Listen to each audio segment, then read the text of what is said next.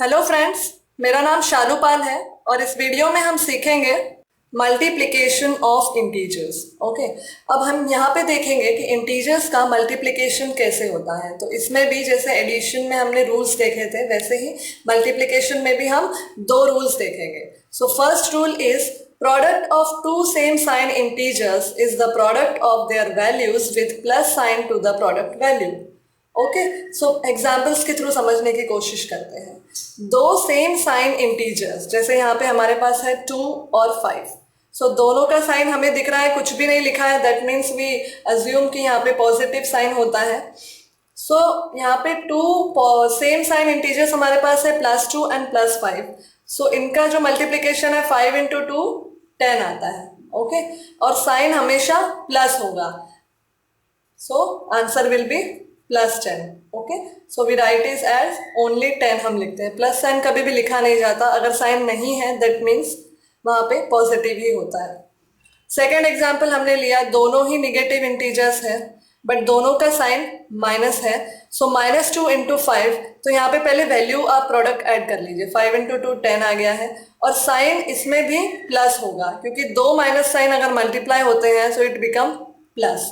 तो यहाँ पे भी आ गया हमारा answer +10। So we will write it as only 10 हम लिखेंगे। ओके, सो ये बात इस प्रॉपर्टी में थोड़ा ध्यान रखना है कि अगर दोनों सेम साइन इंटीजर्स मल्टीप्लाई हो रहे हैं तो आंसर हमेशा पॉजिटिव आएगा। मतलब आंसर का साइन हमेशा पॉजिटिव होगा। यहाँ पे दोनों नेगेटिव मल्टीप्लाई हुए, यहाँ पे दोनों पॉजिटिव मल्टीप्लाई हुए, बट आंसर आया पॉजिटिव। ओके, अगेन एक और एग्जाम्पल है -3 × -6, 6 3 18। Sign minus multiply by minus है तो हमेशा प्लस आएगा। So we write it as only 18। Okay, तो यहाँ हमने पहली प्रॉपर्टी देखी, कोई भी दो सेम साइन इंटीजर्स को मल्टीप्लाई करने के बाद आंसर हमेशा पॉजिटिव मिलेगा। ओके, सेकेंड रूल है product of two different sign integers is the product of their values with minus sign to the product value.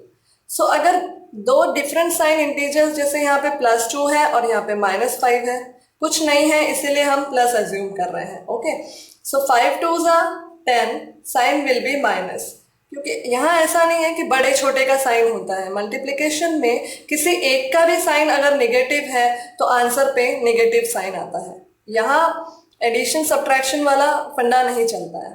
Okay, यहाँ पे सेम साइन का मल्टीप्लिकेशन है तो आंसर हमेशा पॉजिटिव, डिफरेंट साइन का multiplication है तो आंसर हमेशा नेगेटिव। अब यहाँ पे देखिए 5 3 15 and negative sign will become, minus sign आएगा। ओके, यहाँ पे भी 8 5 40, साइन माइनस, 6 3 18, साइन माइनस। अब यहाँ पे हमने देखा क्योंकि 6 का साइन तो पॉजिटिव है, 6 बड़ा डिजिट है तो पॉजिटिव क्यों नहीं लिखा। मल्टीप्लिकेशन में ऐसा नहीं होता है। मल्टीप्लिकेशन में किसी एक का भी साइन निगेटिव है तो आंसर में नेगेटिव साइन आता है, और दोनों के साइन निगेटिव है तो आंसर में पॉजिटिव आता है। यही दो रूल्स है। ओके, सो हमने यहाँ दोनों रूल्स देखे कि अगर सेम साइन इंटीजर्स को मल्टीप्लाई करेंगे तो आंसर पॉजिटिव आएगा, और अगर टू डिफरेंट साइन इंटीजर्स को मल्टीप्लाई करेंगे तो answer will always be negative. तो ये दो रूल्स आपको ध्यान रखने हैं मल्टीप्लिकेशन टाइम पे। Okay, next we will see properties of multiplication of integers. First property is closure property of multiplication. The product of two integers is always an integer. So let's try to prove.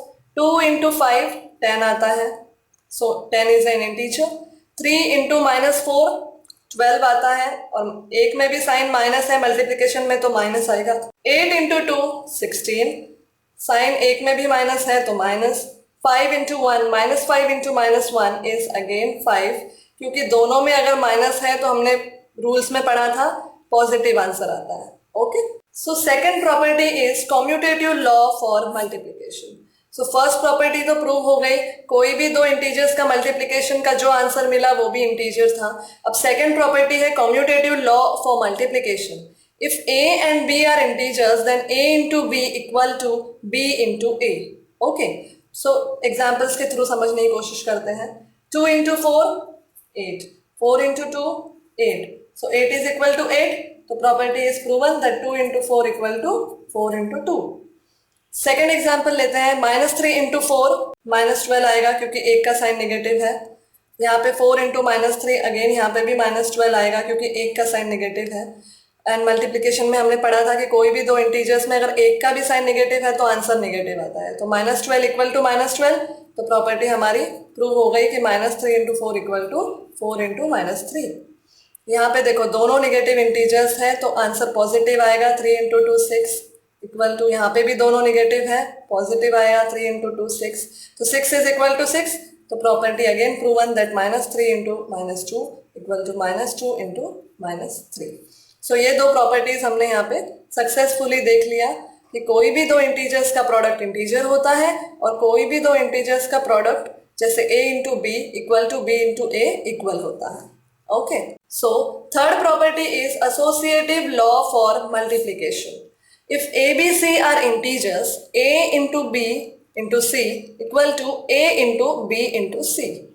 Okay, so इसका ये meaning होता है कि पहले कोई भी दो integer, तीन इंटीजर्स में पहले कोई भी दो इंटीजर्स को मल्टीप्लाई करके फिर थर्ड वाले से मल्टीप्लाई किया तो वो इक्वल होगा पहले वाले को छोड़ के अगर दूसरे दो मल्टीप्लाई पहले किए तो भी। ओके, जैसे एग्जांपल्स के थ्रू समझने की कोशिश करते हैं। 2 इंटू 5, पहले हमेशा ब्रैकेट ओपन करना है। ओके, सो यहाँ ये ब्रैकेट पहले आ रहा है 2 इंटू 5, सो 10। नेक्स्ट हम एज इट इज नीचे लिखेंगे। यहाँ पे पहला ये ब्रैकेट है तो ये एज इट इज लिखेंगे। 5 इंटू 3 15। ओके, नाउ 10 इंटू 3 30 होता है, 15 इंटू 2 भी 30 होता है, तो इक्वल है। तो प्रॉपर्टी प्रूव हो गई। 2 into 5 into 3 equal to 2 into 5 into 3। तो पहले चाहे हम इस ब्रैकेट को पहले सॉल्व करें या इस ब्रैकेट को पहले सॉल्व करें, आंसर तीन इंटीजर्स का मल्टीप्लिकेशन का सेम ही आएगा। ये प्रॉपर्टी है, ये हमने प्रूफ कर दी। और एक एग्जांपल लेते हैं। -2 इंटू 5 इज -10, क्योंकि 2 में नेगेटिव है, इंटू 3 एज इट इज। इसमें -2 हम पहले सॉल्व नहीं करेंगे क्योंकि पहले ये ब्रैकेट सॉल्व करेंगे। 5 into 3 15। Okay, so -10 into 3 is -30, क्योंकि -10 एक का साइन नेगेटिव है, एक का पॉजिटिव है, तो माइनस आंसर आता है। यहाँ पे भी एक का साइन नेगेटिव है, -2, 15 का पॉजिटिव है, बट एक का भी साइन नेगेटिव हो तो आंसर नेगेटिव आएगा। 15 2 ज़ा 30 and negative -30, so -30 equal to -30। So ये प्रॉपर्टी भी यहाँ पे प्रूव हो गई that -2 into 5 into 3 is equal to -2 into 5 into 3। So this associative law of multiplication यहाँ पे प्रूव हो गया that a into b into c equal to a into b into c. Next property है distributive law of multiplication over addition. If a, b, c are integers, then a into b plus c equal to a into b plus a into c. Okay, अब यहाँ पे देखिए, यहाँ पे addition है, मतलब distributive law of multiplication over addition. अगर कोई एक इंटीजर्स दूसरे दो इंटीजर्स जो ऐड हो रहे हैं उससे मल्टीप्लाई हो रहा है तो हम उसे सेपरेट कर सकते हैं। जैसे यहाँ पे हमने a इंटू बी सेपरेट कर लिया, देन बीच में addition sign a into C.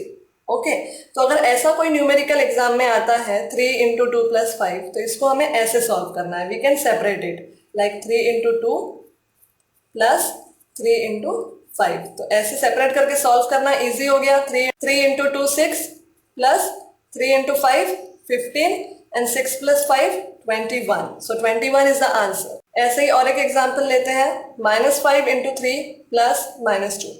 So first we will write -5 into 3, again plus sign, then -5 into -2. Now we can solve -5 into 3 -15, क्योंकि एक का साइन नेगेटिव है, प्लस -5 into -2 10, दोनों माइनस है तो आंसर प्लस आएगा। सो -15 प्लस 10 इज -5। क्योंकि एक का साइन नेगेटिव है तो यहाँ पे सब्ट्रैक्शन डिफरेंस कैलकुलेट करेंगे। 15 माइनस 10 5 आता है, साइन बड़े का आएगा -5। So in this way distributive law of multiplication over addition, ये एक रूल है इंटीजर्स को सॉल्व करने के लिए। Okay, next property is existence of multiplicative identity. If a is an integer, then a into 1 equal to 1 into a equal to a. So let's try to prove. 5 into 1 5, 1 into 5 5, so answer same आ रहा है। सो अगर कोई भी integers को हम 1 से multiply करते हैं तो आंसर सेम आता है, दैट इज इंटीजर। 5 into 1 हमने मल्टीप्लाई किया, 5 आया, अगेन 1 into 5 भी 5 आया।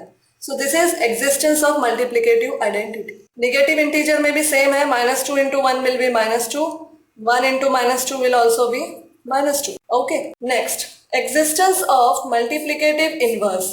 Multiplicative inverse of a non-zero integer a is 1 by a, and a into 1 by a equal to 1 by a into a equal to 1.